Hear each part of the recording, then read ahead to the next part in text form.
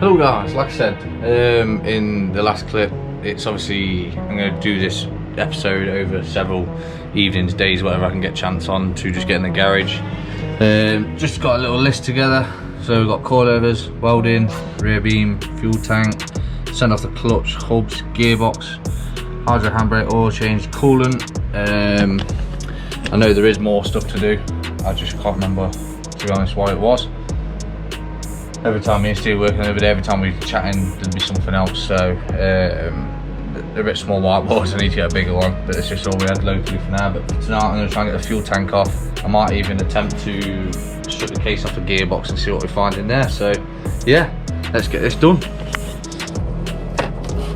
Alright guys, just show you a quick one of the tank. Anyone who's worked on Mark 3s knows these are quite simple basically. Got a couple of bolts at the top near the filler cap to sort out.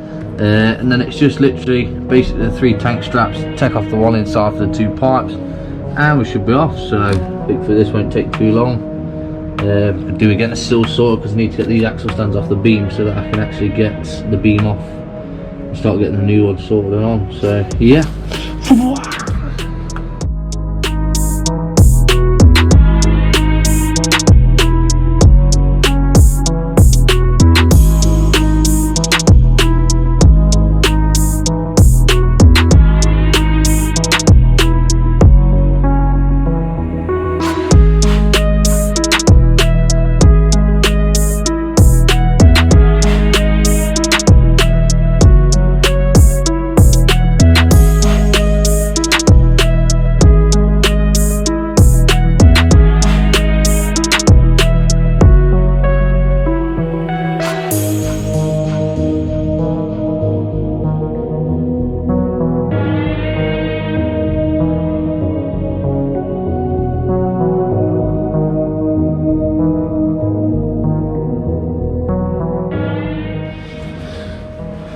Right guys, it really is that simple.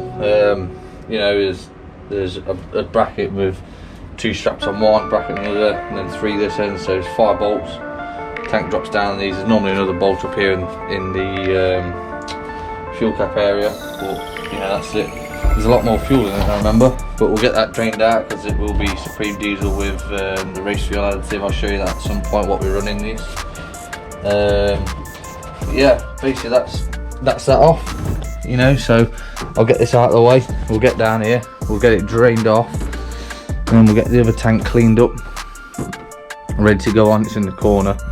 I do need to check under the back because there's a bit of rust on the spare wheel well, but originally a long time ago, I believe this car has been involved in an accident, but it's just the way it is. There's a bit of a crunch, but I don't really want to be getting into putting flat floor in because then the tank won't fit and we're changing too much. And the tank, you know, they don't weigh anything, there's no real gain, I don't think, to putting a fuel cell in, so trying to steer clear of that at the minute.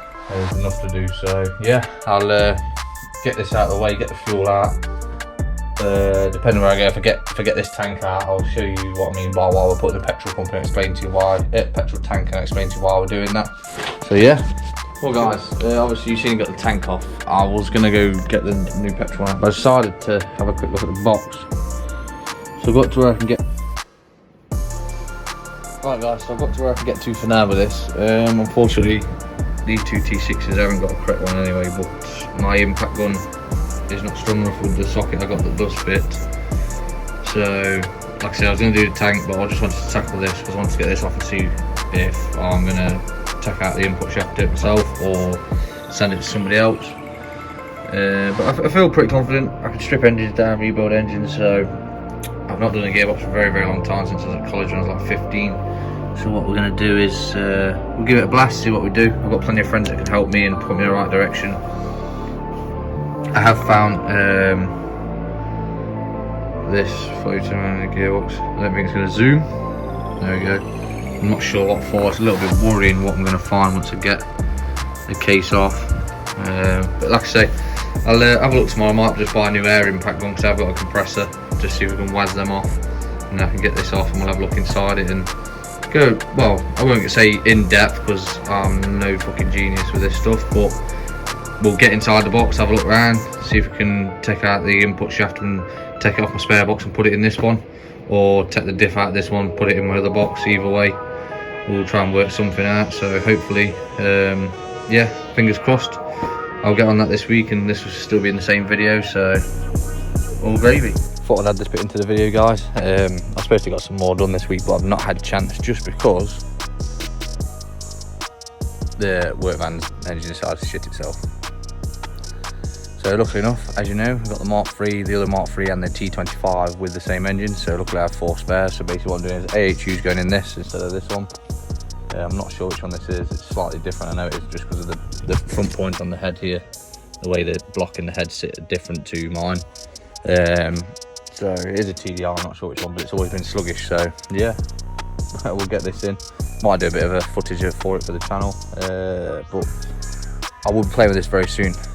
Now I've got the AHU in it, I will be doing a few little upgrades to see what power we can get out of it. I know it's a work van, but it's slow as shit, so.